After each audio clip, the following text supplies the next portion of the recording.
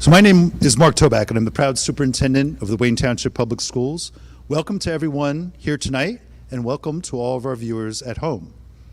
We've been looking forward to this creative approach to sharing more about our March 12th referendum. So let's get started. Our assistant superintendent, Mrs. Reichman, will be working tonight as our host. So she's going to start with some introductions. Hi, everybody. Welcome to everyone who's joined us in person in the audience. Welcome to our live stream audience. We have many people joining us from home, and welcome to all the guests who are here to help us learn about the bond referendum. The vote is on March 12th. It's almost 4 weeks away. The community forum tonight is one of the most important ways that we can share information with you and respond to your questions. Superintendent Dr. Toback has been meeting with different groups around the town and around the district. We've had more than 47,000 visits to our website. Residents have sent in many questions, and nearly 600 people used our first thought exchange to provide their input. We use that feedback to shape some of the questions that we'll ask tonight. We also will use our thought exchange while we're here tonight to collect more questions that you might have after hearing what we share. So have your phones ready. That's the way you'll be able to contribute. Before we ask for questions, we're going to provide some information. The referendum is a proposal from the Board of Education and Administration designed to strengthen our schools now and for many years in the future. One of the goals is to make sure that the community can hear directly from the professionals who work for the board planning process. Another goal is to make sure the community hears different perspectives about the referendum. Another goal is to make sure that the community has honest and accurate information about the impact on property taxes and the impact on schools when new housing developments are built. We'll hear from staff members who will explain how the referendum will positively influence teaching and learning. And now I'm going to share a little bit about what this forum is not. Even though we have board members in attendance, this forum is not a Board of Education meeting. It is not governed by those rules. Although there will be a chance to ask questions, we must consider that people viewing the live stream are also participating using the thought exchange. We will respond to questions that this audience and viewers at home see as the most important topics, and the thought exchange will help us decide those questions. The forum is not a political debate, and it is not a back and forth with our guests. Before we begin, I would like to give a special thank you to Mr. Hookstrait, Ms. Kindler, Mr. Cavens, and their students for all their work in producing and broadcasting this forum. We could just give them a round of applause. They've been here all day. This is a unique and creative way of sharing information. It also helps our students understand the challenges of producing a talk show with a live studio audience. Now that we've laid the groundwork, let's get started with information from people who know about our schools and who are experts in the kind of school construction that can come from a voter-approved bond referendum. I'm going to start by introducing our first panel. With us, we have Superintendent Dr. Mark Toback.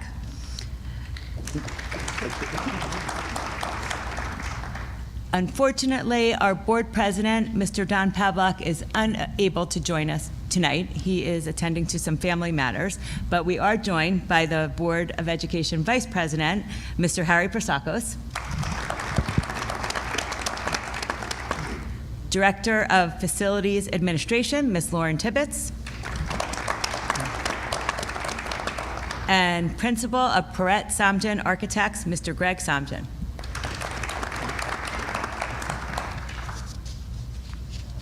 Dr. Toback,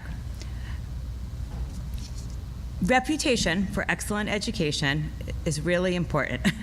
Can you start us off by explaining what led the district to this strategy? Why is this district pursuing a bond referendum? So there are many reasons that a school district would pursue a bond referendum. As mentioned earlier, a bond referendum is essentially a proposal from the Board of Education, from the staff, from the administration, from our professionals, a series of recommendations or proposals that voters ultimately will accept or they will reject. But ultimately, as administrators in the district, as local officials, we are stewards of this school district. It is our responsibility, and it's also even more important because Wayne is a community that has high expectations. So it's well known for excellent schools. There's a long history of excellent schools here in Wayne. We're highly ranked in multiple national publications. We know that people move to Wayne because it's a great community, but also because of the school system. That's the primary attraction. Later on top of that, the community has expectations that Wayne residents need an excellent learning environment for their children. They expect that. They expect reasonable class sizes. They expect safe and well-maintained buildings. So the referendum is the result of time passing. We have buildings that ultimately were built, most of them around 60 years ago, although we do have one building that's 100 years old. As time passes, buildings require continuous repair and maintenance to protect what is already a significant investment by the community. So there's a history of referendums here in Wayne. So if you think about it, this is kind of a unique fact. 2015, there was a safety and security referendum. That was the last time there was an actual facility referendum. Prior to that, there was a facility referendum 20 years ago, and that allowed the board to go ahead with the construction of Anthony Wayne Middle School. But if you think about that referendum, all the funding for that referendum focused on one facility, Anthony Wayne Middle School.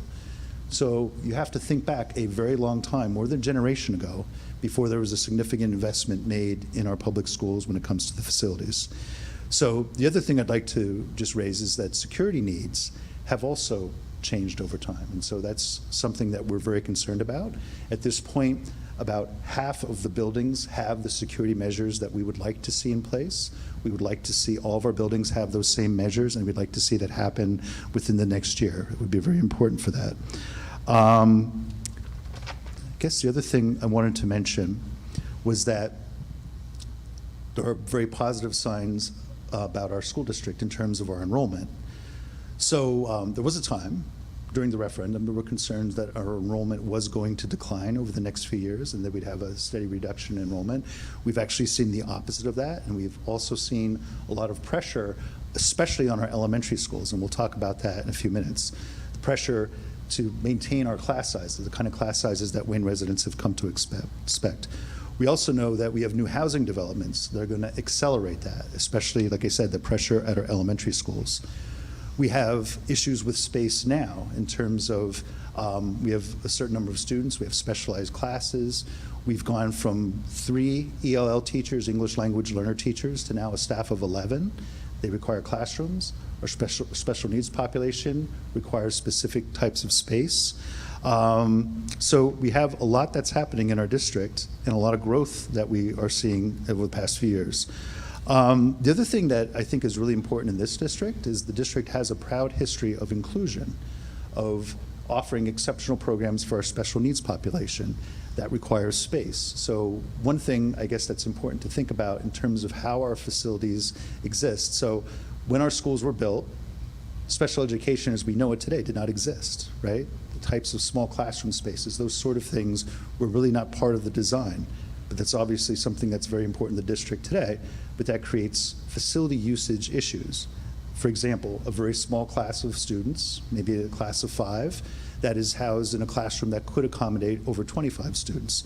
That's a common scenario we have, which forces us to make some adjustments.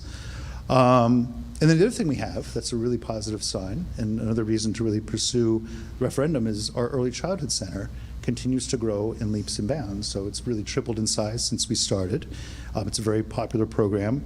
And so, but it's also I think it's important to understand that the early childhood center and the work that's done there is also work with special needs population, right? That's a pre-K3, pre-K4 program that is for students with disabilities, but it is also a program that allows for inclusion because we allow tuition-paying parents to send their children to the school as well. So it really is a nice start for our children in this community, and it's an inclusive start for our students in the community, which is really, really important.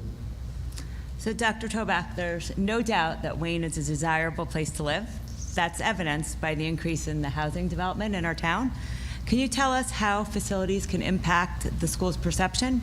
It's a factor for people who are shopping for houses.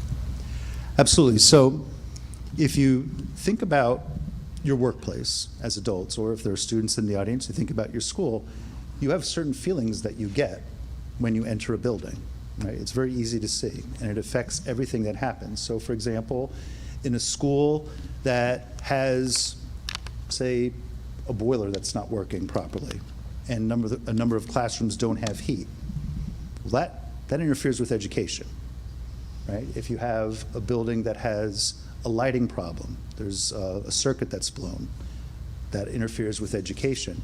There's a whole host of different factors. If you have a leaky roof and a part of the building is shut down because there's water infiltrating the classroom, right? That affects education. So these are all things that I think about when you talk about why facilities are so important in schools. Ultimately, the people of Wayne have come to expect a very stable learning environment where children come to school, teaching and learning is at the forefront, and people aren't talking about facility issues, right? That takes the focus off teaching and learning. So that's one reason why facilities are so important for our students and staff. Like I said, the issue of stability and to be able to go through your school day in a very orderly way where your mind is on what you're learning and not on other issues related to the facility is very important. So supporting the work of students. It also plays a role in the issue of school choice. So Wayne is a community that now has a lot of options, right? So the Passaic County Technical Institute is a school choice for our high school students. Passaic County Technical Institute also charges tuition in the amount of about $13,000. So for every student that attends, the school district has to pay $13,000. So not only is there the issue of school choice, but it also affects the district financially. So that's really important. There's also a variety of private school options, and we lose students to private schools. While we don't have to pay tuition necessarily for that, what we do is we lose state aid. So, and the other issue, I guess, is the appeal to homebuyers. Facilities are really important. Schools are kind of like in the climate that's created in the schools is something people talk about, they know about, they get a feeling of what the school system is like.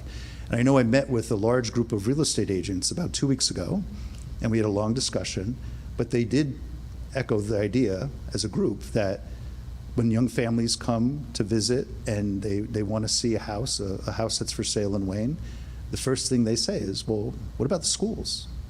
What is it about the schools that I should know about? What do I need to know? What are the schools like? So that's something that's incredibly important. And so all said and done, facilities are important, and there's probably a lot of other things I could talk about why facilities are important, but that's the basics. Can you tell us why a bond referendum is happening now? Okay. So the referendum is happening now because ultimately, a little bit about what I talked about before, the need to maintain the community's investment in our schools. So ultimately, generations of Wayne residents have invested heavily into a school system that has paid great dividends, right? So even though it costs, the fact is we get great results. The fact is that our students go on to some of the finest colleges and universities in the country. We get exceptional results in our standardized testing. And so the Wayne schools are a point of pride for this community. So what do we want to invest in our schools? Because they've given us good results in the past. And it's something that really is the heart of this community. We also are running into the issue of preserving our operating budget. So I know that sometimes people ask about, well, how is your operating budget used when it comes to facilities? Well, the answer is our operating budget is used quite a bit. So, for example, since 2018, the district has invested $30 million from our operating budget into our facilities. But keep in mind, there is a 2% cap. And so what happens is over time, this 2% cap exists every year. There's very little of what we do that actually increases at a 2% rate, much like inflation or wages or anything else, cost of insurance. Nothing is at 2%. And so the budget continues to be squeezed. Year after year, our budget is squeezed. And then when you have the issue of facility problems that keep increasing because of the need for maintenance, the need to do roof repairs, the need to do a variety of different repairs over the course of the year, that adds up. And so now, if you think about it, what that really does is the money has to come from somewhere. In the end, you have to do facility work. There is no escaping it. It's work that always has to be done, no matter what. But the question is, what are you going to cut to allow for this facility work to happen? And that's the question we face on an increasing basis. What are you going to cut? What is it that we are going to do as a school district to afford to replace something, if, like, for example, if a boiler were to go, something that probably cost in the nature of $500,000.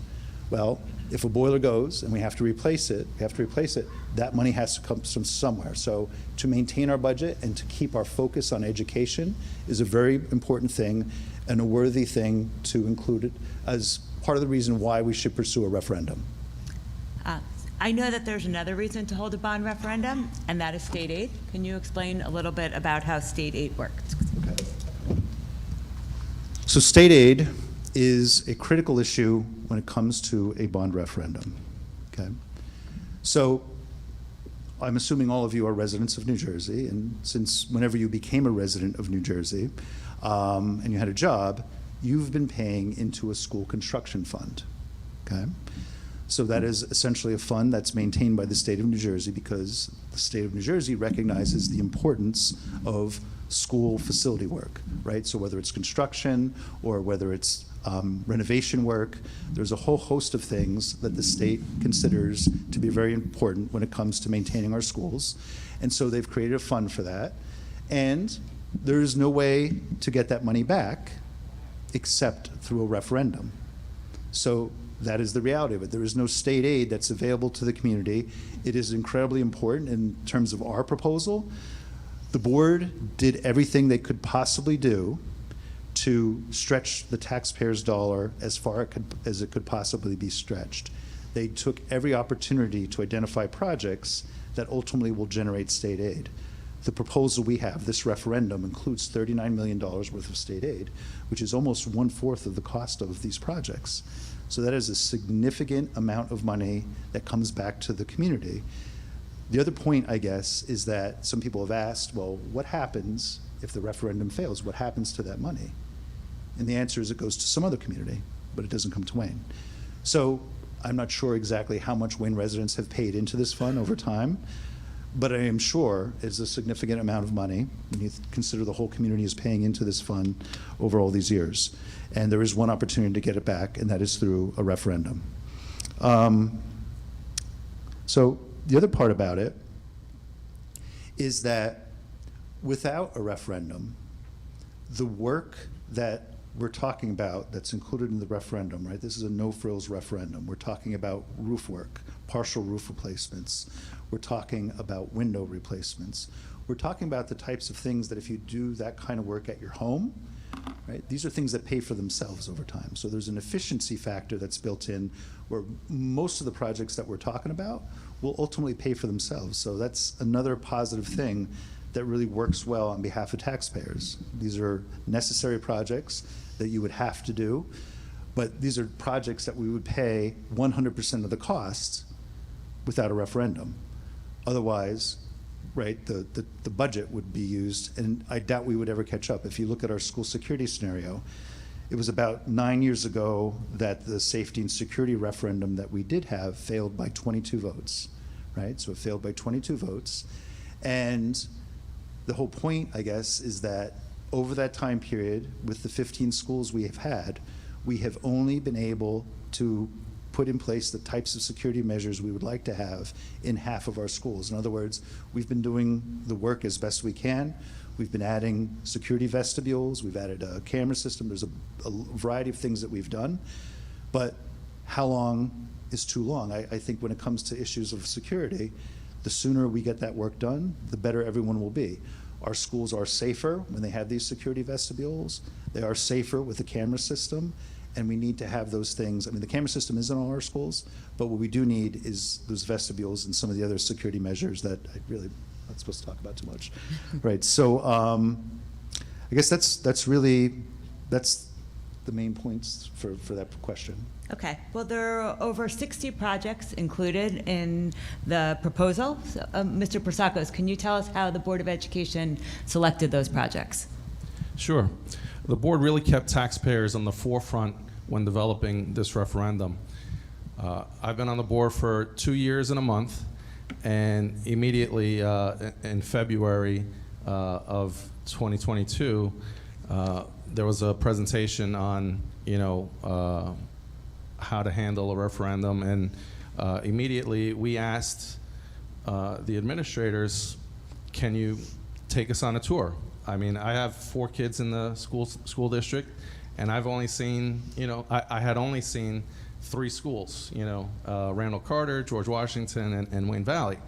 So the administration was agreeable. We had a bus, one of our school buses, take whichever board member wanted to go on certain days. Mrs. Tibbetts joined us, Mr. Moffitt joined us, the architect joined us, and we were greeted by the principals or the assistant principals of each school. They were very passionate. They all knew which projects they wanted done. They knew every nook and cranny of their buildings, and I was amazed to see, the status of our facilities. It was really eye-opening. So when someone says, oh, our windows are really old, when you actually see the single-pane windows and you kind of feel the draft, you're like, oh yeah, we really need to replace these. And when you go and see, the principal shows you, this is the boiler room, and water comes in when it rains, we need new electrical service here. It was really eye-opening. So that was the beginning of the process for me. We started with a much bigger list. As I mentioned, there were some wish lists. You would see some multi-purpose rooms, and the principal would say, it would be nice to have a gym here, if we could get a gym. Unfortunately, those did not make it into the budget. We had to prioritize, and we wanted to make sure we balanced the school needs with the taxpayer perspective. And we came up with this number back in September 2022. September 2023. It was go or no go.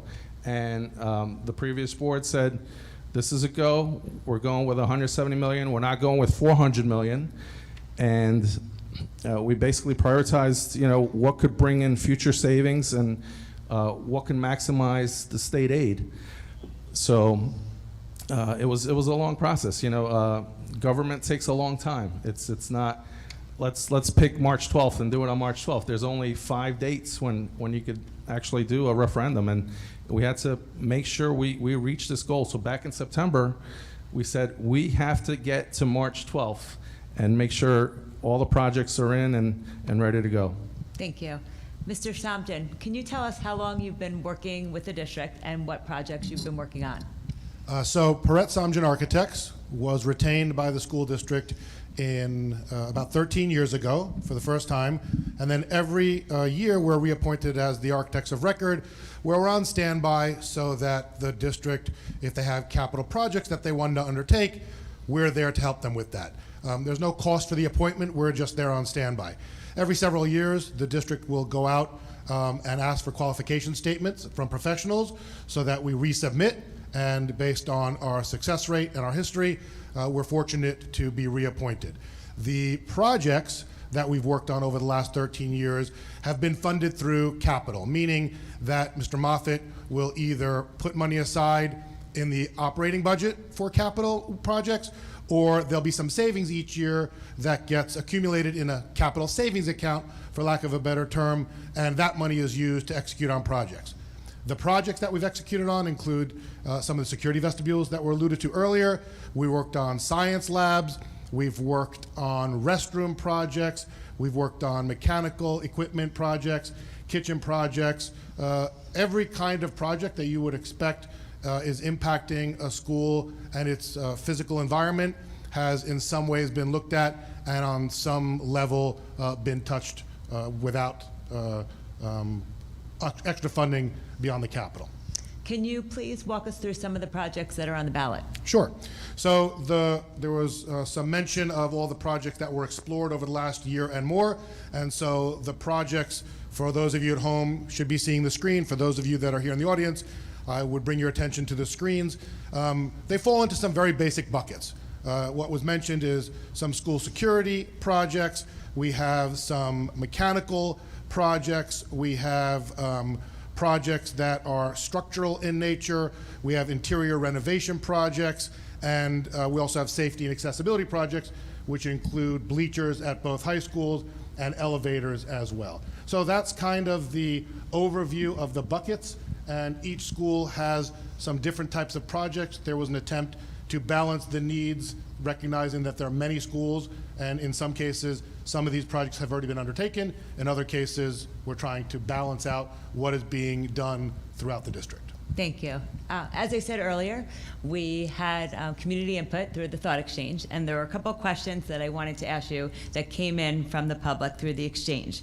The first question, a resident asked, why aren't smaller bond referendums proposed every 5 or 7 years? Why is everything planned at one time?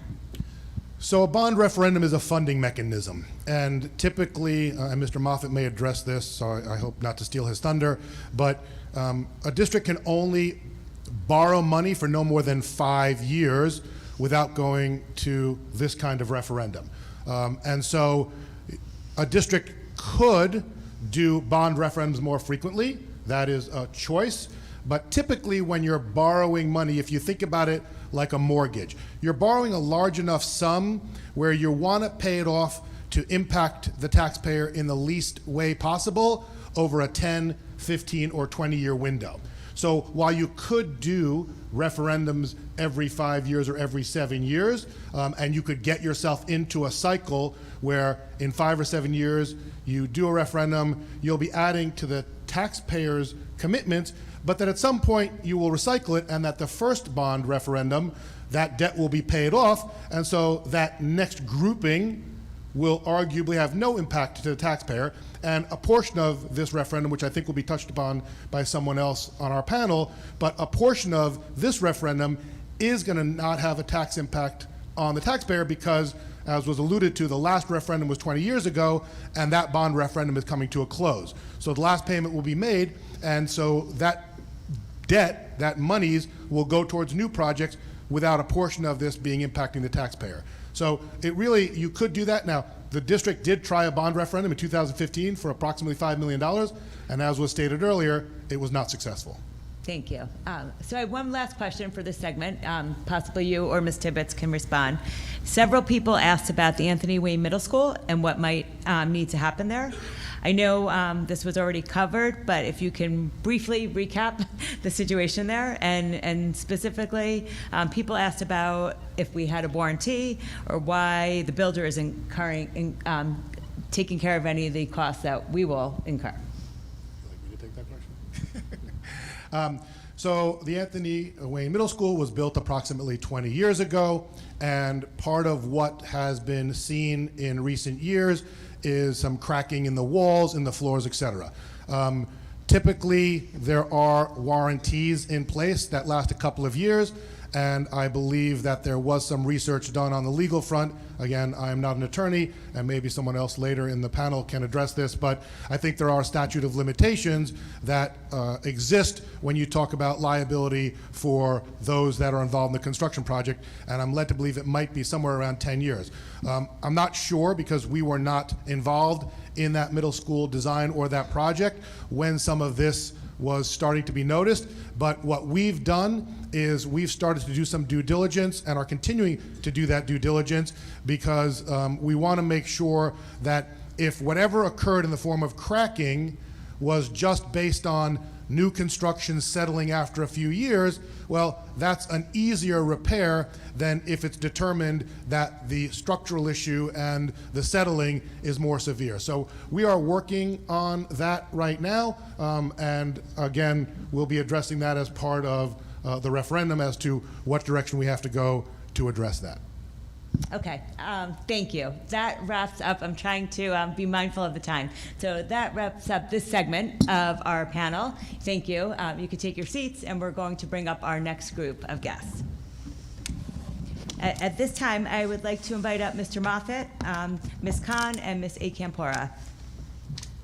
These are the people who deal every day with finance and funding.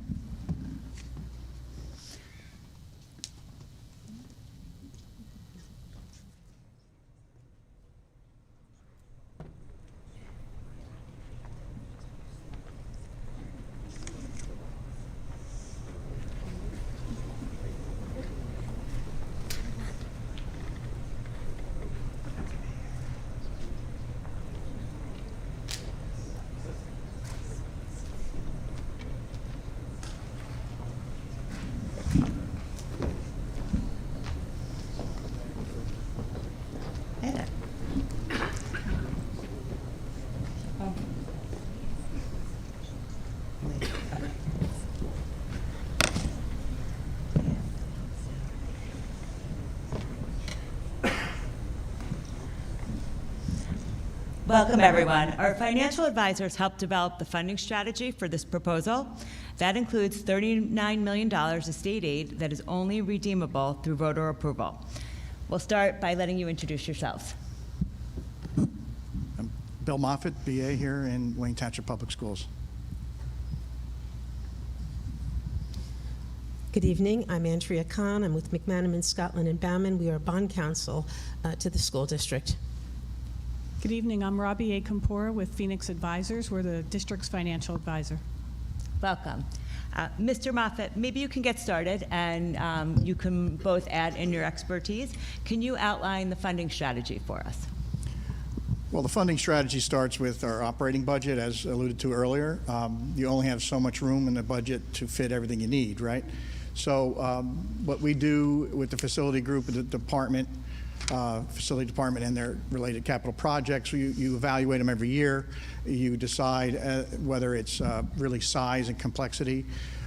You try to balance it in your operating budget. So if it doesn't fit in the operating budget due to size normally, you then consider the next stage, which would be special programs from the Department of Education, like the SDA provides some funding over time, as well as other programs that the state of New Jersey offers.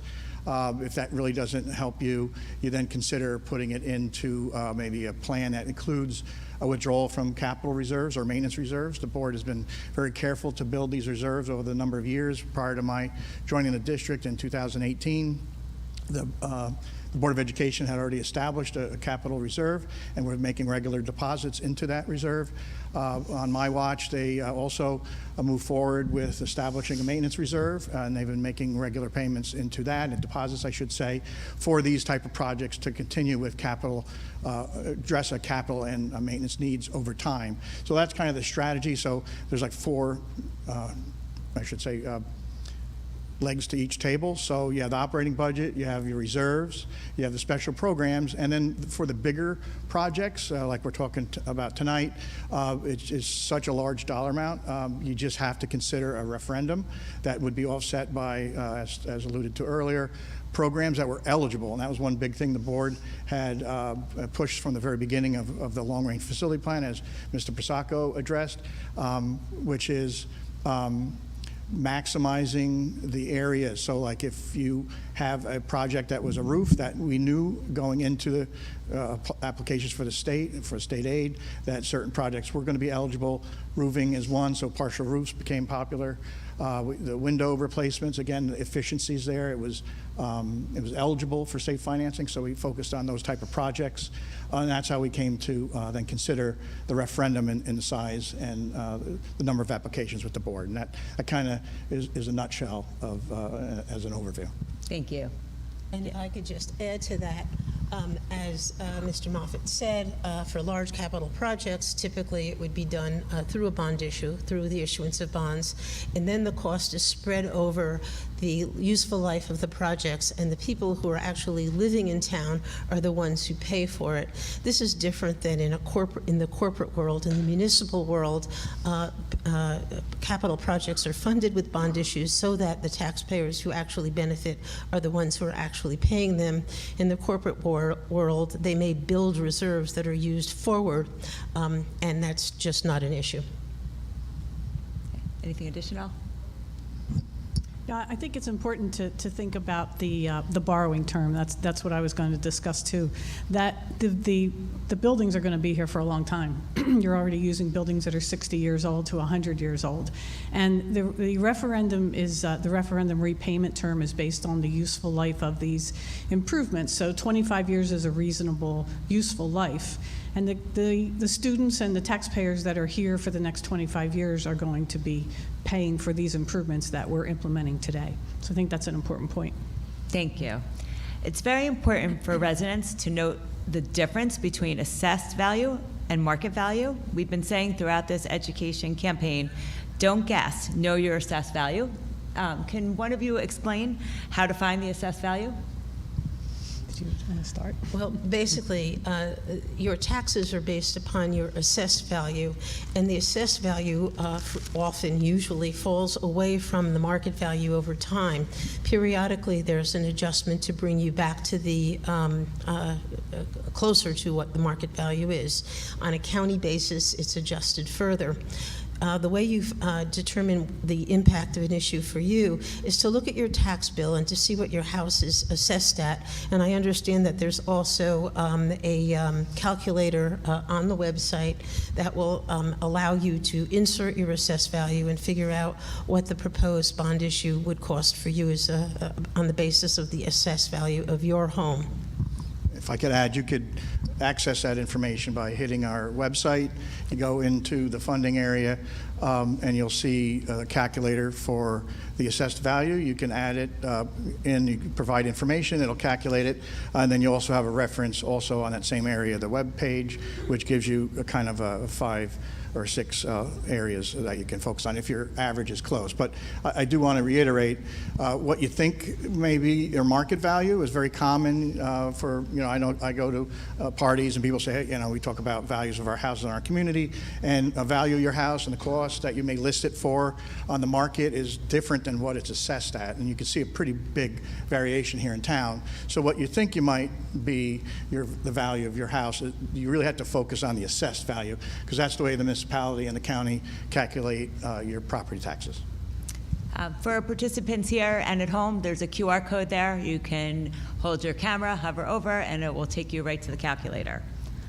Some of the projects, like the work at Anthony Wayne Middle School, are not set in stone. Ms. Khan, can you walk us through some of the assurances for taxpayers? What happens if the district doesn't do the work at Anthony Wayne, or costs come back lower than anticipated? Well, during the planning stage, it's based upon schematics, and we have a not-to-exceed amount in the bond issue. So once the final construction plans are determined, presumably and certainly the architects and the professionals will determine the best way to go forward to remedy any deficiencies in the building. To the extent that they don't need that money, if there's money left over in the referendum at the end of the day, it's used for tax relief. It can only be used to to pay principal on the bond issue. Thank you. Mr. Moffett, where else does the district get funding for some of the continuous maintenance projects?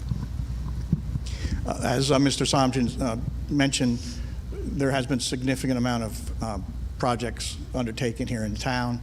Since I've arrived, about 45 projects, about $30 million in total. A lot of that funding is from the capital reserve, maintenance reserve, as I spoke about. It's also from the SDA, special projects for that, emergent projects funding. We had a few for security, illicit law. We had some funds available for that. We used a lease purchase application for some other projects. So it's a mix of operating budget, reserves, special programs, and then the lease purchase applications. Thank you. So at this point, we've heard a lot of information. We've talked about the advantages of a bond referendum in terms of time and money, how every one of the 15 schools of the Wayne Township would benefit, why specific projects were included, and how we need more space, especially in the elementary grades. We're going to hear from some of our building level staff members for their boots on the ground perspective, learn how our facilities impact student learning. But first, we want to hear from the Wayne residents. We will use the thought exchange for this. Again, many of you are very familiar with this. It's easy to use. There's a short website link that is on the screen. You can point your phone right off your, use your phone camera, right at the QR code, as I had said before. It's up on the screen now, and this will take you to the Thought Exchange webpage for the community forum. Let us know what you need more information about. Feel free to add your comments. We're going to take a 10-minute short break, and after that, we'll come back. We'll start answering the top 10 questions that appear in the Thought Exchange. We will also reveal details about how to vote on March 12th, and then we'll call on key professionals to come back on stage and finish the night with some more questions. So at this point, we're just going to break for 10 minutes. It's 7:40. We'll resume at 7:50. Thank you.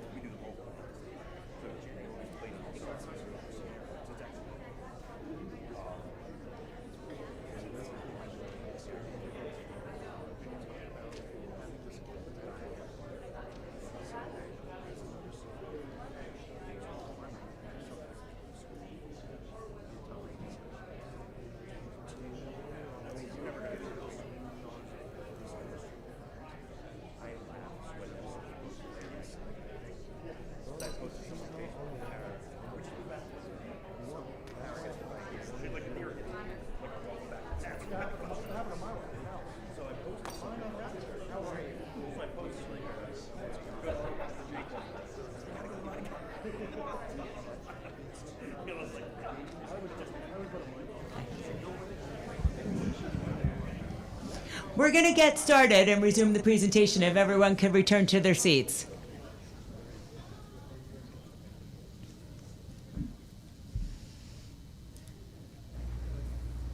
At this time, before we bring up our next group of building level panelists, I'm going to turn things over briefly to Mr. Samjoun and Ms. Tivitz, who we have back on stage, and they're going to walk us through the proposal that would improve every one of our 15 schools in the Wayne Township, so you can see in more detail what these projects look like.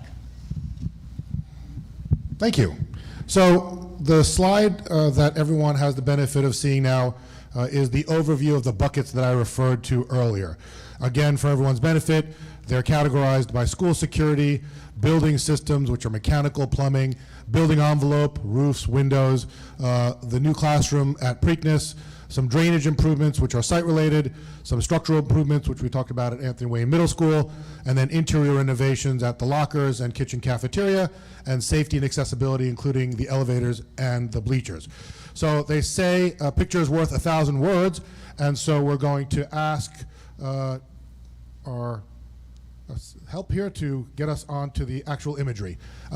So what we've tried to convey in the imagery is what exists today and what things would look like and how they would impact the school. As was shared earlier, these are no-frills projects. They're really, really important, but they are basic needs of buildings. So if you can go back one slide, please. So here in the now, it shows the roof. There are roofs that are old. Roofs have useful life, 20, 25, 30 years in some cases. And while we have been replacing roofs over the course of the last decade as the architects of record, there are still many more to go. On the right, you can see what a new roof might look like. Windows. I know there was a lot of conversation about windows and the relevance to a window project in a school. So windows obviously have pretty big impact. They're building envelope. So as was again mentioned earlier, single pane windows are inefficient. It makes the heating system and cooling systems have to work harder. In this case, the windows are old and parts are difficult to find. They could be dangerous and difficult to open and close. And obviously, when you have a circumstance like that, they remain closed and you don't have the benefit of bringing fresh air into the building.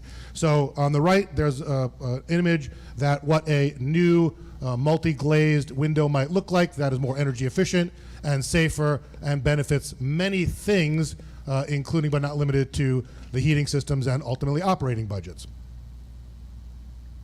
Repointing is a term that speaks to brick veneers and the ability of the brick to have new mortar put into the voids. So the image on the left is an example of some of the brick mortar that over time is washed out. It could be for a variety of reasons. Brick walls are not waterproof. They actually absorb water and they're designed to allow the water to exit from them towards the bottom. On the right is imagery that shows what a repointed brick wall might look like. Again, you're talking about wanting to keep water out so that schools can stay open, so that you don't have environmental issues within the building that would cause them to close. And ultimately, while brick and concrete have a 100-year life expectancy in some cases, they do need to be maintained in order to be able to live that long. So just a quick recap at the schools. At both high schools, the projects include roofing, elevators for accessibility. I think that was one of the comments and questions that was asked. What kind of accessible, barrier-free improvements are we making? Some mechanical work, some of the locker room and team room renovations. The bleachers at both schools will be replaced to become compliant with modern-day code and made accessible. The press box, which is an old term that has been used to reflect where the press used to sit to watch and report on a game, but in reality, while the name has remained unchanged, the press box is not really for the press. It is for the home team, it's for the visiting team, it's for the coaches, it's for them to be able to interact with the coaches on the field, and so it's really taken on much different meaning. And then at Wayne Hills, we have the some water plumbing related issues with water backing up on some major storms, and then some wall panels on the exterior, which again are the building envelope. And Yeah, please.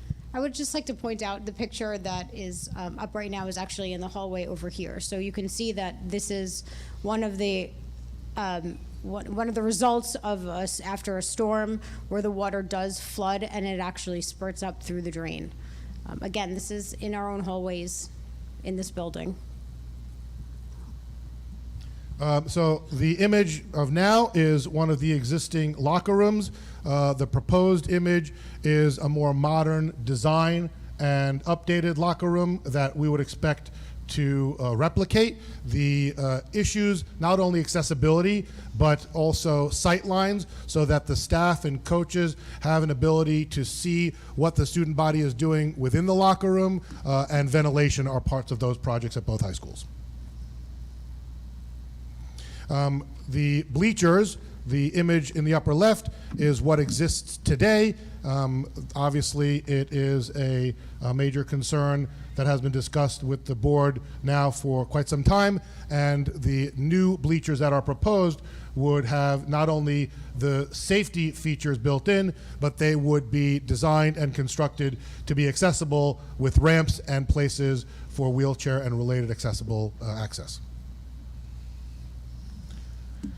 Just again, a quick recap to summarize what some of the projects are at the schools. At George Washington, the security vestibule so that there is parity between schools, some HVAC work, roofing and plumbing. At Anthony Wayne, we talked about the structural analysis that is ongoing and will determine to what extent that work needs to be done. At Schuyler Colfax, the HVAC, roofing, and electrical work is included. Just for a minute. So as it's been discussed throughout this presentation, is the security vestibules. The significance, and this is an image where you can see a two-stage door access. So from the exterior, you are buzzed in to a area where there's a vestibule. You can't get into the next stage, which is into the building, unless you are buzzed in there as well. We also incorporated cameras as well as a visitor management system where you are required to check in advance. We have very strict and we are very careful and secure in this district and want to limit, obviously, visitors and access. So we do require the check-in in advance. But this way you can limit access in through one direction and then out through the other as well. So you hear the term HVAC. It's an acronym for heating, ventilation, and air conditioning. In typical school design, if you've had the benefit of going into a classroom, you will see what's called a unit ventilator. The benefit of a unit ventilator is that it is a self-contained unit that is thermostatically controlled in an individual space, and it connects to the centralized boiler plant in a typical school. Codes have changed over the years. With COVID and all that we had to contend with, fresh air and filtration were critical. So we do have some projects that include not just controls of this equipment, but in some of the schools we're trying to replicate what some of the other schools have, for example, a Preakness. So there is a proposal at some of the schools to take the older unit ventilators, replace them in kind, and the image below is what a modern unit ventilator would look like that incorporates more fresh air being brought into the building. Boilers are also part of the referendum. Boilers are a central plant heating system. They can be hot water and or steam in some cases, but basically they generate hot water. They distribute that hot water through a pipe system, one pipe going out, one pipe coming back to the boiler. It continually recirculates around the entire school, and those pipes actually go behind those unit ventilators in the prior image so that when fresh air is brought in, if it's freezing weather outside, they are passing over hot pipes to temper the air and to thermostatically control it to bring it in. You can see in the upper left-hand corner what is an antiquated boiler, often has environmental issues, including asbestos-containing materials. They're inefficient, they're large, and what is happening as a replacement are something called modular boilers, much smaller, much more efficient, and the ability for one boiler or two boilers to run based on the temperature outside and only requiring additional boilers like numbers 3 and 4 to come on would be dictated by the weather outside and the need to provide the proper level of temperature. I'd like to add here that there are 4 schools that we are requesting for through this referendum proposal to install new boilers. These boilers are very inefficient. They are very costly to repair. They're not always working. We have, we'll repair one and then we'll have major failure in the other. So we are keeping up with them daily. We do have just large repair requirements and issues in places where we can't get parts readily available. They have to be fabricated by companies. So there's delays on times as well during and in between the repairs. And if there is a chance that one goes out and the other one is under repair, then we lose heating in those buildings temporarily.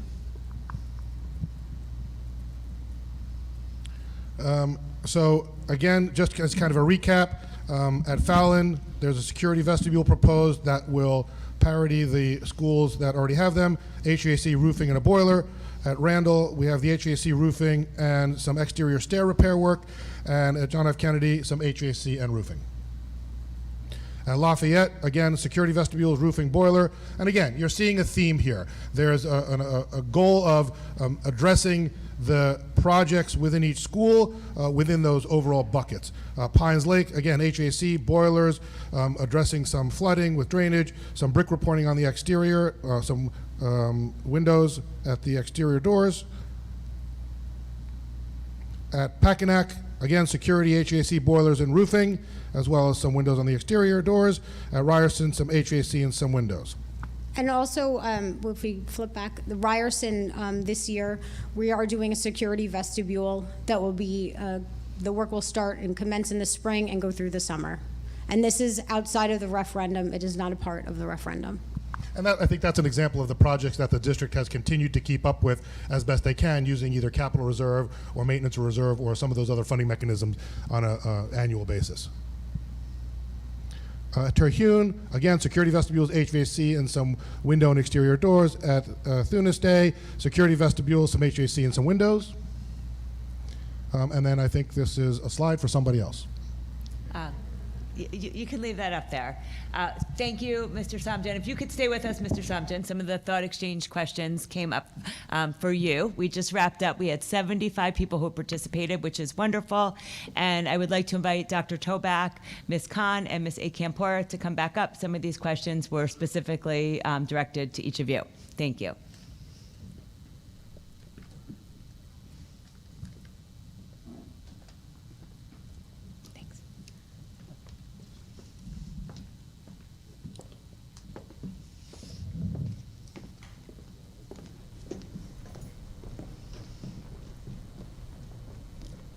Thank you, everyone. Dr. Toback, I think you can comment on this first question. What are the implications to the school district if this does not pass? What would you say the impact to school safety for the kids is and a comfortable learning environment overall? Okay, so that's a great question. It's a question a lot of people have asked, so I have a good answer. There's an immediate impact, and there's the long-term impact. Right? So that's a starting point to start thinking about what happens if the referendum fails. Okay, so if the referendum were to fail, obviously everything remains status quo. The opportunity for state aid for these projects goes away until there is a referendum if it passes. Okay? The board could pursue another referendum, but the board has already spent an inordinate amount of time working on this referendum. Years of work have gone into it, and the board feels very strongly that this particular referendum is responsive to the needs that exist right now, not wants, needs that exist right now. So it would take, if there was another referendum, it would take a significant amount of time. In the meantime, you have some things that are happening in the community that have to be remembered, right? So you have this project that's going on at Valley National Bank, okay, the Avalon Bay project. That is a project of significance that we expect 160. We have a new demographic study, maybe 180 students.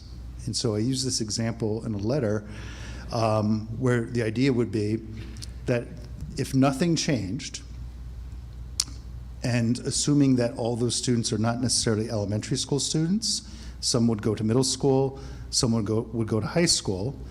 Those students are currently zoned to attend JFK Elementary, okay?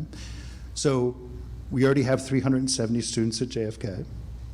Adding another 60 or 70 students would put us into the mid-400s, and we would be exceptionally overcrowded. So is that really acceptable to the parents in JFK? The answer is that would not be acceptable, and it would not be fair for the students or for that school. So what would that lead to? That would lead to a certain amount of redistricting that would be necessary. So there is a slide back here. If we can go back to the slide that shows the population and the use of our schools. Okay. So I'm going to refer to that in a few minutes, but I think it's important for people to be able to look at where is there space in our school district, right? Where could these students possibly go? So there is one elementary school where you could see there's state standards. So in other words, there's a state standard that is established for what the state views as an acceptable amount of student enrollment. Plus or minus, it's not an exact science, but there's a square footage standard. In white is the state standard. in black is the enrollment from 2022. Some of the enrollments are actually a little bit bigger, but that was what we had when we put this together. But the point you could see at APT, right, our enrollment exceeds the state standard. At Fallon, our enrollment is just a little under the state standard. JFK, I'm sorry, it's above. JFK, same thing. Our enrollment exceeds the state standard. You could work your way down, and then you can get to Ryerson, and you can see there the state standard allows for a little bit of additional enrollment. And you can see Randall Corridor, right, that situation definitely exceeds, and anyone who works there can tell you, it's a crowded school. So you have these issues of school occupancy, and you also have another project that's going on, the GAF project, right? So the GAF project is really a project where if nothing changed, those students would go to Tunis.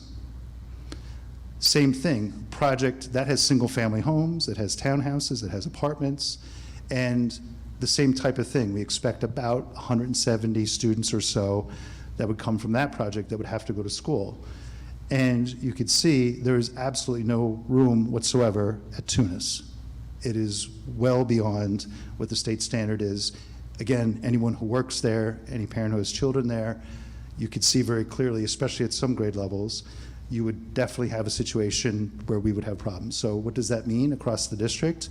Art and music on a cart, it means media centers go away, and you wind up having to convert those into classrooms, so there would be no media centers. You would have to convert those to classrooms. And you would have a variety of other issues across the district, trailers, things like that. We do have room. As you can see, there is a little space that we have at the secondary level. That's why the board is really, at this point, focused on what happens at the elementary schools, right? So you could see that Anthony Wayne, George Washington, and Scott Colfax, it's not nearly as problematic as what you have in terms of enrollment at the elementary schools. And you can see that both of our high schools are in position to accept more students. So we would be fine at the high school level, depending, I mean, at least in the immediate. The one thing that is the big wild card right now, as far as I know, with regard to these developments, is the Toys R Us property, right? So that is a property that I believe will have an enormous number of people that will eventually be moving there. So that's important, but that's much further away, so we're not really considering that, but there's a substantial number of students that will come from that development, along with Preakness School, or I'm sorry, not Preakness School, at Preakness Shopping Center, right? There's another development there. There's the Rockledge Center. Rockledge Center is a project where we don't expect a huge amount of students, but we do expect 25, 30 students. So all said and done, like I said, at least in the immediate future, the board is able to accommodate and keep in place what is something that's very important in the community, which is the neighborhood school system, right? With development and the addition at Preakness School, the students that live in the Avalon Bay project, the students that live or will eventually live at the Preakness Shopping Center development, those students would eventually be able to go to the expanded Preakness School. So that building is 24 classrooms. It is a standard elementary school, or at least the size of it in the classroom. It allows for it to be operated as a regular elementary school like we have across the district. So it maintains the system of the schools that we have now, with the neighborhood being the basis of the school, as opposed to having students bust all over the district. There were some other questions tied to that. Thank you. Yes, this next question that came in through the thought exchange is for you, Mr. Samjian. Can the explanation for the projects be specific? Example, what are you doing in the cafeteria? What are the mechanical projects you are proposing? So the direct answer to those questions vary in some cases from school to school, but let's talk about the cafeteria and the kitchen. It was shared earlier that if you were to step out into the hallway during a very, very heavy rain, the pressure of the water coming down from the roof drains is physically shooting up from the floor drains and other openings in the building. And so part of the improvement that is included in the cafeteria and the kitchen is to access the underground drainage, which is what is driving the improvement, and as a result, making some improvements in the kitchen and cafeteria when it's put back together, including some exhaust fans. In the case of some of the mechanical equipment improvements, to be specific, controls are one of the things in the referendum. So if you imagine that each one of these pieces of mechanical equipment that exist throughout the schools, well, the simplest control mechanism is an on and off switch at the unit. But with modern technology and efficiencies, that is not particularly an efficient way to have a piece of equipment run. Each of us have a thermostat in our homes, and a BMS, or a building management system, is part of this referendum that will allow those units to be monitored so that there is a setback to temperature when the buildings are not occupied. The thermostat drops the temperature, so we're not paying to heat a vacated space. So those are a few examples of very specific projects that are being done, and certainly I can elaborate, or we can provide answers via the frequently asked questions on the website, but those are some specifics as it relates to the projects. Perfect, thank you. I think this next one's a question for you, Dr. Toback. Did the Board of Education request the Township Council to negotiate with developers building new homes which add to enrollment to fund Preakness School? If not, why not? So the Township Council and the Board of Ed work, they're independent entities, and they have no connection to the development in town. Thank you. This next question is for you, Ms. Akimpora.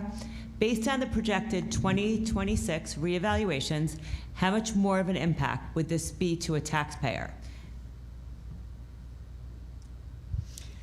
Well, not knowing what the impact, what the assessed valuations are going to change, but generally what happens is your assessed value is going to go up, but the tax rate is going to go down, if you think about that.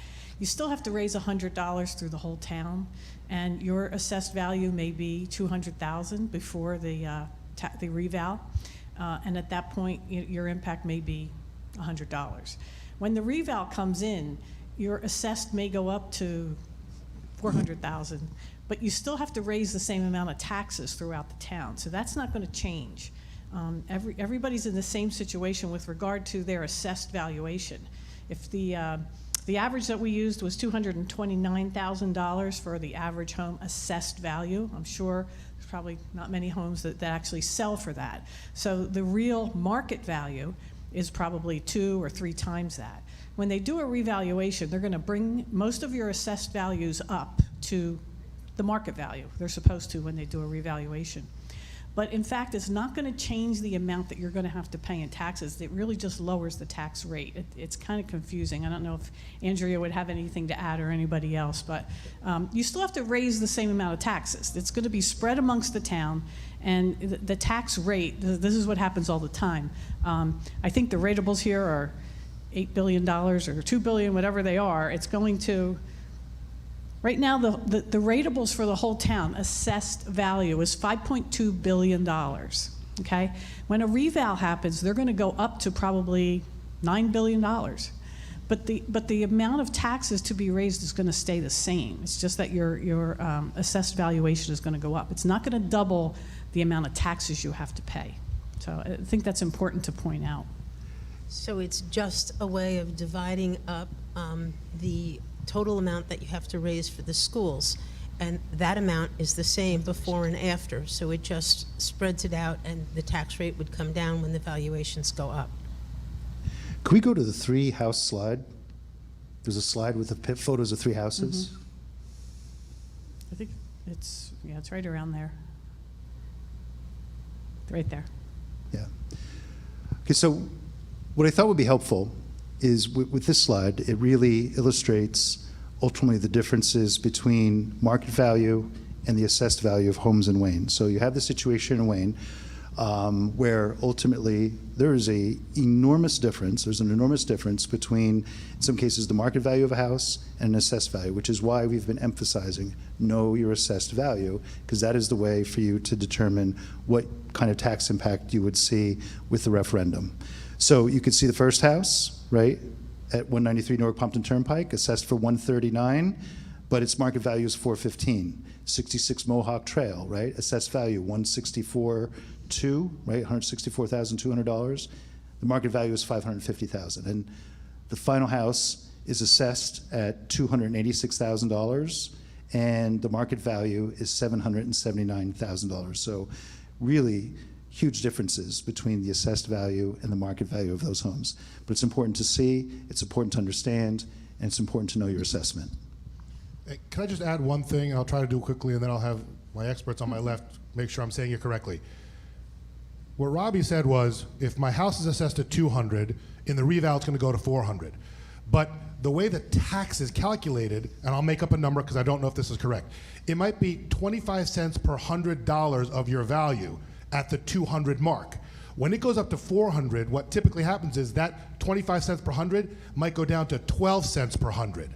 Exactly. Speaking to we still have to collect the same amount of taxes, so we're going to raise the value of your home, but we're going to charge you less in the per 100 tax rate. So some houses taxes will actually go down, some houses taxes will be the same, and some houses taxes will go up. But it's not, you don't take the same multiplier when the evaluation gets increased. That's exactly right. And if your house may triple when you go from assessed value to market value, but your taxes will not. And that's a perfect example of the tax rate. Thank you for that explanation. Dr. Toback, this next question, I know you have been asked quite a lot. What happens when all of these elementary kids go to middle and high school? Do we have room for them? Okay. So the answer is, it depends how many. Okay, it depends how many. But at least in the immediate future, what it does appear is that we would be able to absorb those students, although not in the same attendance zones that we have right now. That would probably look a little bit different with regard to how those attendance zones look. And you can see both high schools. Right now, most of the development is in the Wayne Hills attendance zone. And so that would disproportionately affect Wayne Hills. That would require some thinking on the part of the board and the administration to determine how we could keep our high schools approximately equal in size. Okay. You might be able to help with this next one. Avalon Bay is only the first of many housing projects. Is this referendum accounting for all future projected growth, or can we expect more referendums? Okay, so that is not the easiest question because it's really hard to tell what the future holds. What we do know is that there's a lot of development in Wayne, and it would be wrong for me to say that it would be impossible there would never be another referendum. It is possible that something like that happens down the road. It also depends on the community's response. It depends on what the community is seeking down the road. So these are all things that are questions in the air. What we're talking about now is really just phase one of the district's response.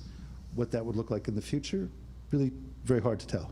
And let me just add that when you have new development and you have new ratables, the cost of any future referendum and this referendum gets spread among the increased property tax base.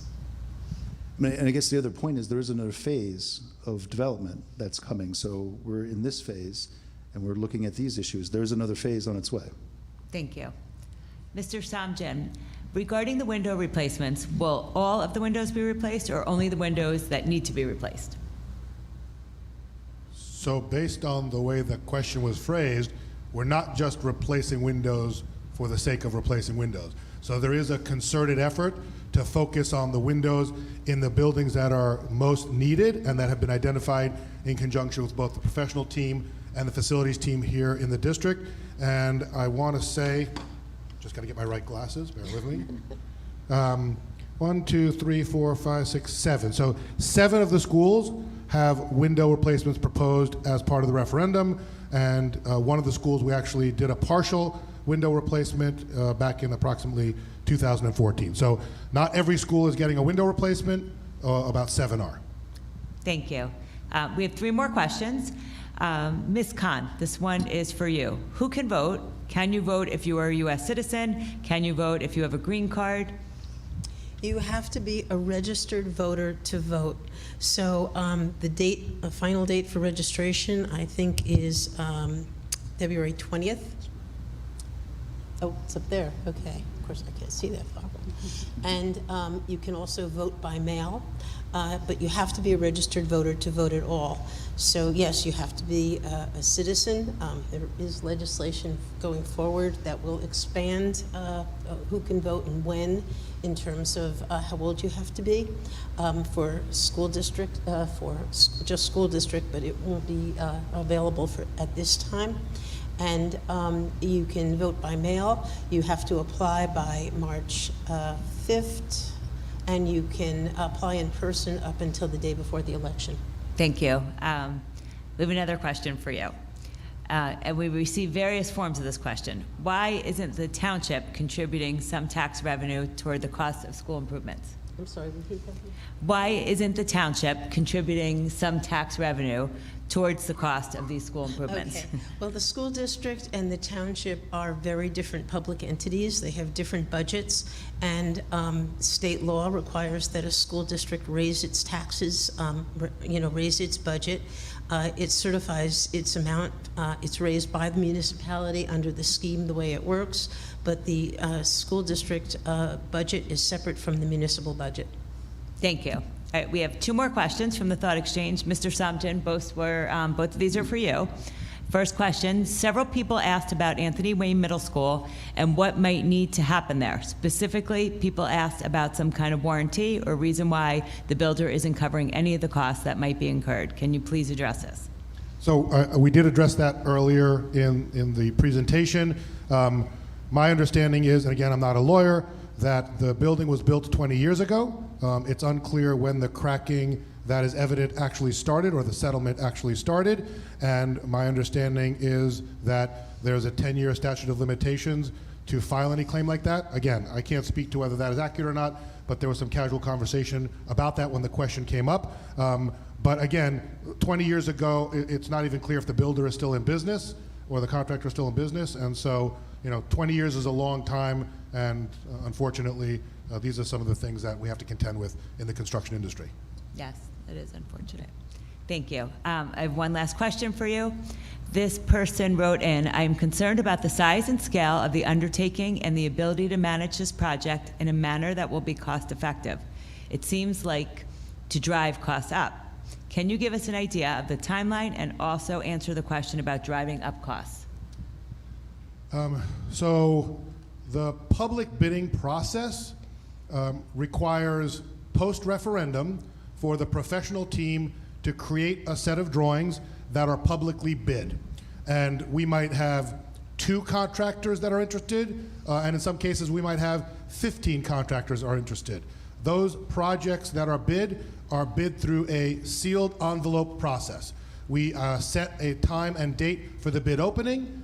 We attend the bid opening with Mr. Moffitt. The envelopes are presented to us from the contractors, and at the time that is identified, we open those. So when you speak about driving up costs, the competitive nature of the New Jersey public bidding laws require that we accept the lowest responsible bidder.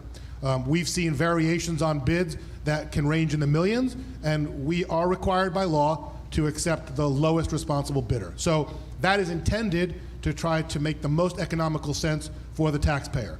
Again, it was shared earlier that the referendum is a not to exceed amount, so that if we can aggregate the projects and bring them in below the total amount that was presented to the voters, there will be tax relief in the form of payments towards that and less money that will be needed. That was driving up the cost. And what was the other part of the question, or did I address that? I think you addressed it. The timeline. Oh, so the timeline. So the State Department of Education basically requires the school district to make some investment in their professional team to submit the 60-odd applications that we did months ago for the purposes of showing design intent.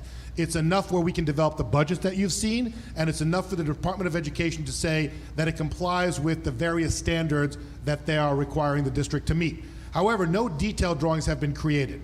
So when the referendum passes in March, the next steps are going to be to prioritize the projects and for us to spend time creating detailed drawings. Our detailed drawings will add things like mechanical detailed information, electrical, plumbing, structural, dimensions, finished information, everything that a bidder would be required to bid a project, so he or she knows what they're bidding, and for the public agencies like the local construction department to review them and to issue building permits. So we are going to be phasing in.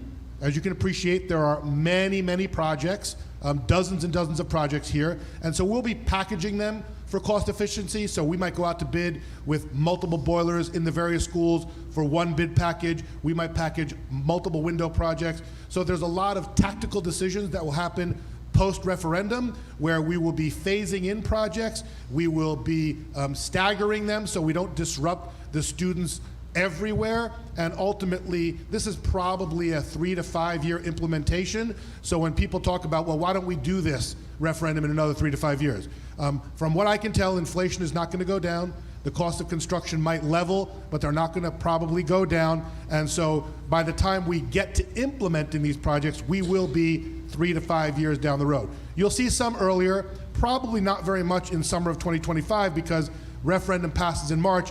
We need some number of months to still create detailed drawings, but certainly shortly thereafter, you will start to see projects roll out at each one of these schools. And to ask a question that was not answered, we do carry contingencies in our budget, recognizing that there's going to be market escalation that we're going to deal with in the next several years. And again, if the budget that were created don't require those contingencies to be used, then there'll be that much less that is going to be used financially, and tax relief will be provided. Thank you. This concludes this segment of the presentation. We'll continue to look through the questions that were submitted. As we said earlier, we answered the first 10 that came in. We'll review all of them, and we'll continue to respond through our FAQ. It's updated daily online. At this point, you can return to your seats, and I would like to invite up some of our esteemed building colleagues, Mr. Kiley, Ms. Potts, and Mr. Sardi, if you can please join us on stage. Thank you. You're all done. You can go. Thank you.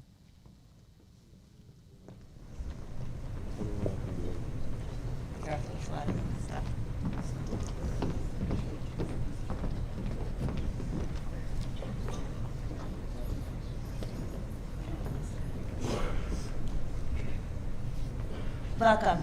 Starting with you, Mr. Kiley, if you can just introduce yourself and share your role in the district, and then we'll just go down the row. Sure. Good evening, everybody. My name is Matthew Kiley. I'm the principal of Lafayette Elementary School. I've been lucky to be there for about 10 years, so I started in 2014, and I also serve as the president of the Wayne Township Administrators Association. Hi, my name is Heather Potts. I am a biology teacher at Wayne Valley High School, and I'm also the health and safety chair for the district. Hi, I'm Rob Sardi. I am the current president of the Wayne Education Association, and I taught at Schuyler for 25 years. Thank you. The first question I have is for you, Mr. Kiley. The referendum proposes a new boiler and some HVAC controls for Lafayette Elementary School. Tell us what challenges you have faced with the heat at Lafayette. Okay, so when I answer this question, it's really important to echo, I believe, what Ms. Tibbett said, where this doesn't just impact Lafayette. So it impacts a total of 4 schools, I believe, in the district. When you picture a classroom that's ready and conducive for learning, you picture a bright, airy classroom with technology and carpets. You probably don't think about the boiler, right? It's not something that's in the forefront of your mind. But unfortunately, if the room is not temperature controlled, then it's a distraction to the students, right? So I've walked into my school, it's been 48 degrees in the classroom an hour before the students arrive. The facilities department is wonderful, and they come quickly and they address the issue immediately if they can.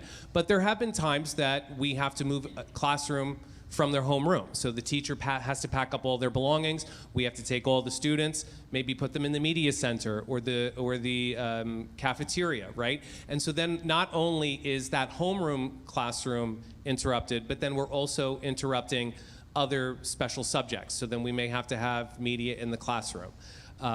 So it can be a big disruption. Most people think that when the boiler doesn't work that it's cold. There's other times where one side of the building may be 48 degrees, but the other side of the building's too hot, and then the teacher's cracking open windows, and then there's a draft, and then it's a distraction to the students as well. Thank you. The heating system in so many of our buildings is very old, and thank you for sharing how that feels at Lafayette. Ms. Potts, you're a teacher at Wayne Valley High School. You also lead the Health and Safety Committee. Can you tell us about the work that committee does? Sure. So the committee was developed year or two before COVID hit, actually. So we've been there for a while. It wasn't just in response to COVID. And the committee itself is about getting point people at each school to kind of serve as points of reference for any sort of issues that arise that the teachers can go to upper administration in order to help address. So some of those might be the temperature issues like what Mr. Criley was talking about, but it could also include things like ventilation or flooding and leaks and things like that. So we end up kind of keeping an eye on things in order to help with communication purposes and making sure that things can get fixed. Can you share specifically what the committee has found in our schools? Yeah, so some of the things that we've found recently have really focused on temperature and ventilation. And ventilation ultimately is going to, by fixing ventilation, it can really help a lot with some of the temperature issues, but that's not the main focus when it comes to looking at ventilation in the schools. Really, the main focus is going to be making sure that we're getting fresh air into these classrooms to help with those health issues that we've been talking about. By getting fresh air in, you're not just taking fresh air and bringing it into the classrooms, you're also taking any sort of air that's put into the classrooms and kind of getting it out. And that can serve multiple purposes. So in the case of cold weather, when you've got the windows closed a lot, it can help to filter out different kinds of things that could make you sick. And I don't mean just COVID, like there's plenty of things, even just colds can be things that are gonna be disruptive to learning. But ultimately, when you get to warmer months too, you wanna worry about pollen. And pollen is going to be an issue for different allergies. It can cause different asthma issues to occur. And that's something that can be seen in a very widespread fashion across our schools. Thank you. Thank you for sharing that information. Mr. Sardi, I know you can tell us how roofing leaks can impact the school day. Yes. Like I said, I've worked at Schuyler for 25 years. Some of the issues that have happened in Schuyler have been considered almost biblical between floods and fires that we've had. But we have had leaking almost every time. I'm somebody who gets there really early in the morning, so I would be there at 6:30, 6:45 and see our custodians dealing with some sort of issue, whether it's leaking in the hallways, whether it's leaking in one of the classrooms. If you're lucky, it gets done before the kids get in there.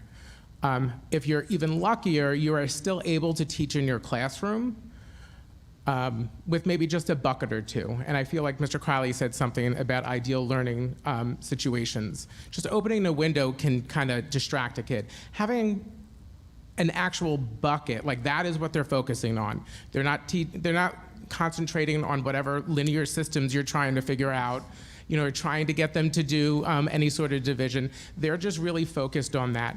In a lot of cases, it's going to take time to fix whatever leak there is, and then they're displaced. So then the administration's looking for an open room. When can they have it? Can they be there for all their classes? Will it be there? A lot of times it's the media center. That's the heart of the school. We're going to have to take those classes and put it in the media center. So now that it's in the media center, anybody else that wants to use the media center can. Or are they, like the way that Schuyler set up, you have the upper level and you have the lower level. Is there another class on the lower level? So now you're trying to teach a class while there's other kids below. It's just not an optimal space in order for learning to happen. I mean, like I said, we've seen a literal flood in Schuyler, and that we talked a little bit about the boilers being replaced. Our boiler went. And what wound up happening, not only did it go, it took a couple of classrooms and it took the guidance office with it. So the cost of replacing the boiler is one thing, but what happens when you don't do it and the boiler goes, then you're replacing all those other things. So it's cost efficient to replace them now. Thank you. I know that the proposal includes partial roofing, not covering entire buildings at 11 schools. Total equates to more than 5 football fields of roofing. The three of you have varying experiences with security within your schools. Ms. Potts and Mr. Sardi, you've worked at schools that do have security vestibules. Mr. Criley, you work at a school that does not have a security vestibule. Can you talk a little bit about what measures you've taken to improve safety and security at your school? Sure. So I am one of 6 schools in the district that has a security vestibule as proposed in this referendum. A lot of the things that we do at Lafayette, they're the things that we do at all of the elementary schools and all of the schools in the district. So one of the things that we have is a security film near all of the entrances on the glass. We also have the Verkada cameras in any non-instructional area in the building, as well as outside on the perimeter. We worked very hard to find lines of sight. We worked with the security department to make sure that every aspect of the outside of the building was covered. We have access to that system on our laptops, on our computers, on our phones, so it's accessible at all times. And in that system, you can actually track certain individuals. So if you have somebody that does something in the back, for example, so at Lafayette, somebody touched our Gaga pit, and it was a big to-do. So we were able to track that person and find out who they were and make contact with the family to make sure that it doesn't happen again. We also have the Verkada's check-in system that Mrs. Tibbetts had mentioned earlier. So there's a cue card outside of the school. They scan it, and then the visitors will check in and check out from their phone. It does scan the individual to see if they're permitted to be in the building.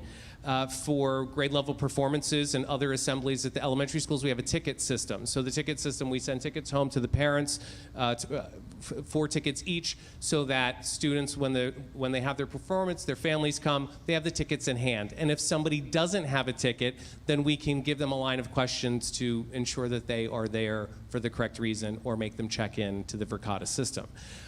We also have a system set in place, so if a student forgets a lunch, an instrument, a book, they ring the bell, we have the camera system, they leave it in the bin. They're not permitted in the building, so one of the goals with that is to not be rude and keep them outside, but it's to minimize the number of times that the door opens. Without a security vestibule, it is an issue because parents are standing out in the cold, right? So if a student is being picked up because they're ill or they're getting picked up early, they ring the bell and then they stand outside. We try to be hospitable, right? So the secretary, the nurse, and I, we always feel bad when somebody's outside, even for example today. So we'll let them in, and then one of us stands with them at the main entrance until their child comes to go home. So with a security system, a double door, we would be able to have the check-in system. We could let them in, they could put their items that were forgotten in the bin and go back outside. They're still not gaining access to the building, but it keeps the items safe and it allows for a better flow. Thank you for everything you do to keep our students safe. School safety is so important that the Board of Education has been setting aside funds to create more secure entrances. In fact, the kind of entrance will be built at Ryerson Elementary School this summer with funding separate from the bond referendum. Thank you to the 3 of you for all the hard work you do in our schools every day.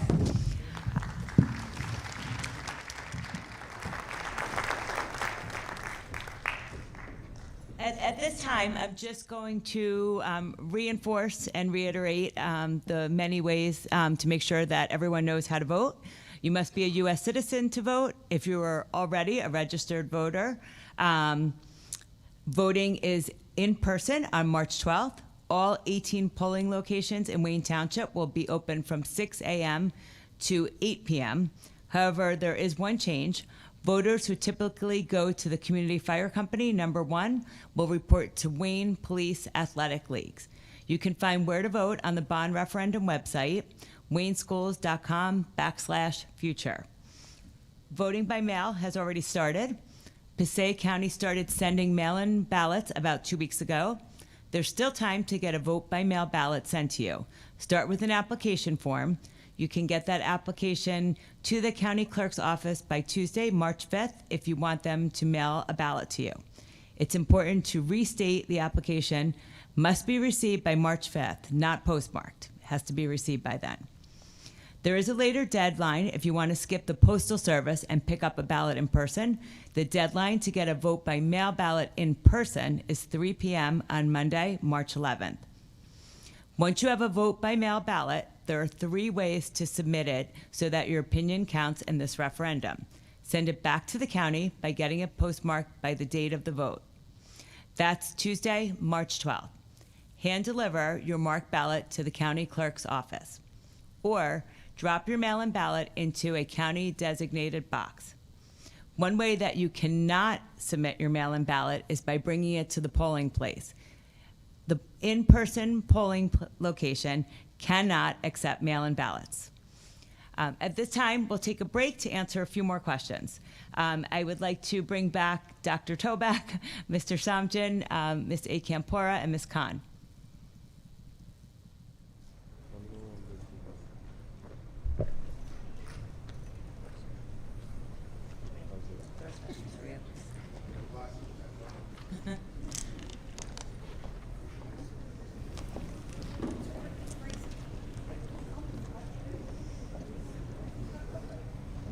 Okay, Mr. Samjian, I think you can answer this with no glasses and no notebook. I hope so. I wasn't expecting the encore. Would accessibility, be improved by any of this work? What's included in the referendum for that? When you say Accessibility. accessibility. So Yes. specific examples include elevators. So the high schools are going to each get elevators. Obviously, that is an accessible component. You have disabled students. You have athletes that have gotten hurt. Additional accessibility issues, security vestibules. Those are going to be designed in code compliance with the Barrier-Free Code and with the Americans with Disabilities Act.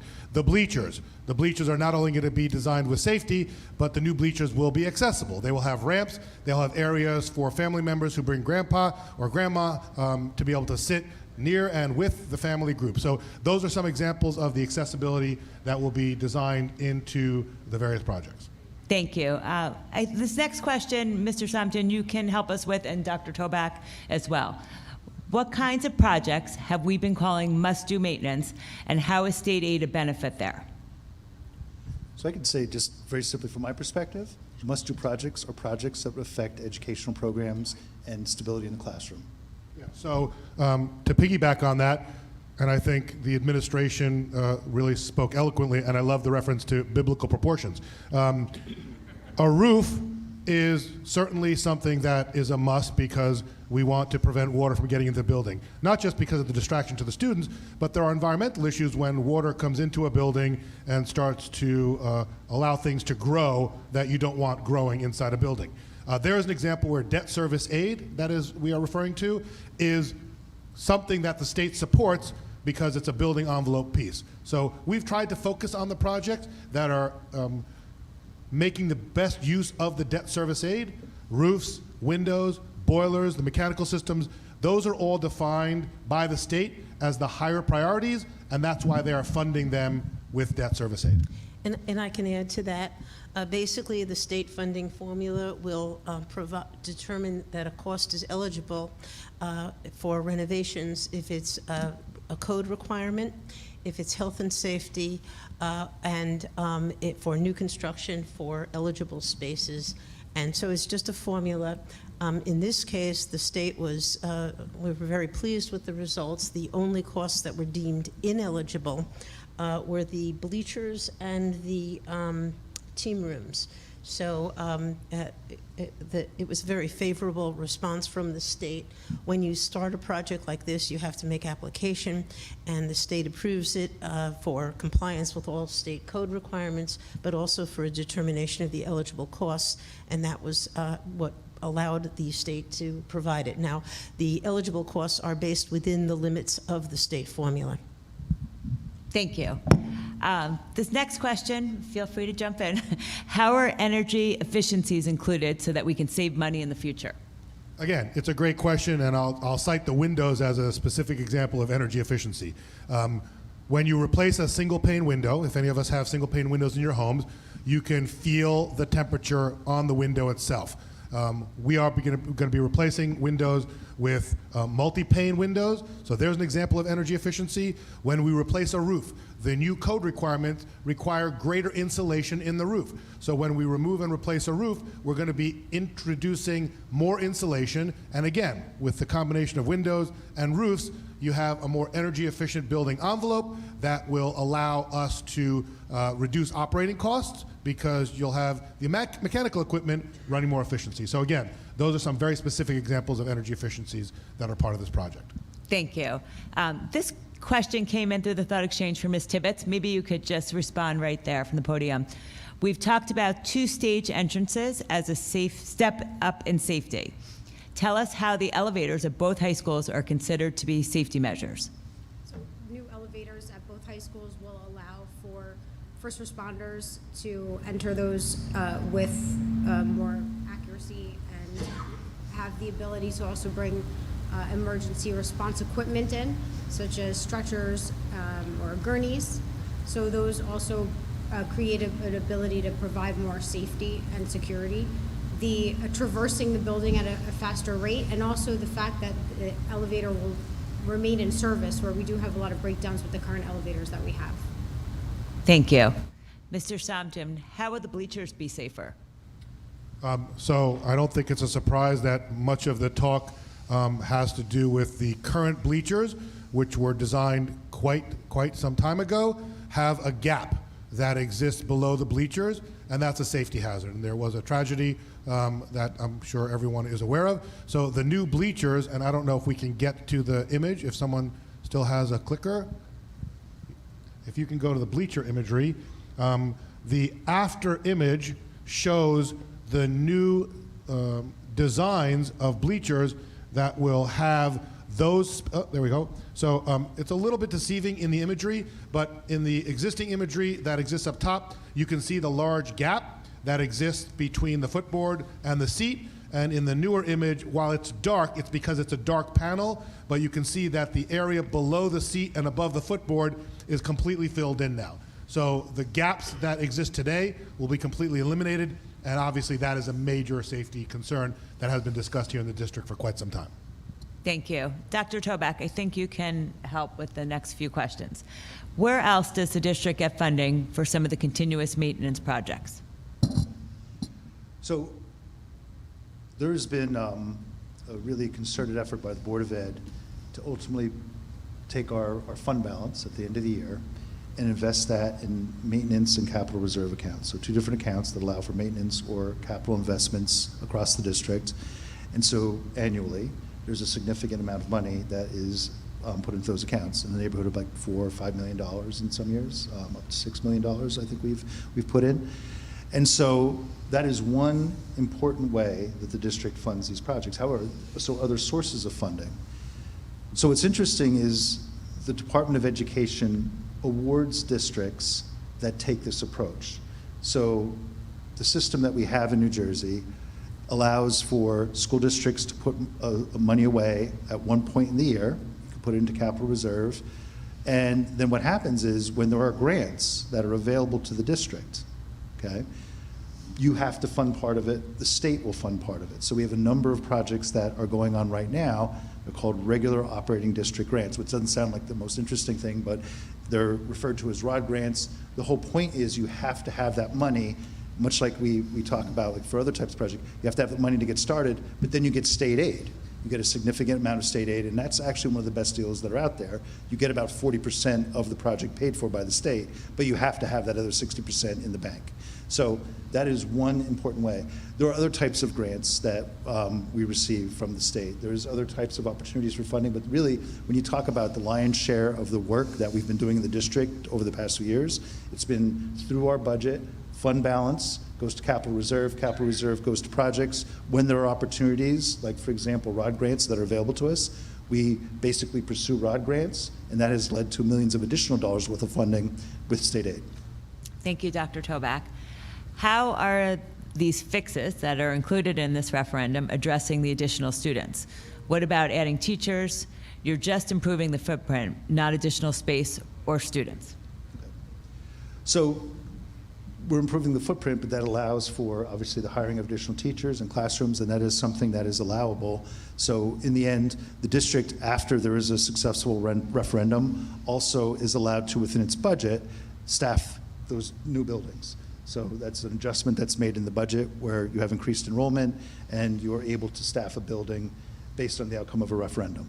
Thank you. Mr. Samjian and Dr. Toback, maybe you can both weigh in on this. Please tell the voters why the additions to the elementary schools have been taken out of the referendum. We'll start with you.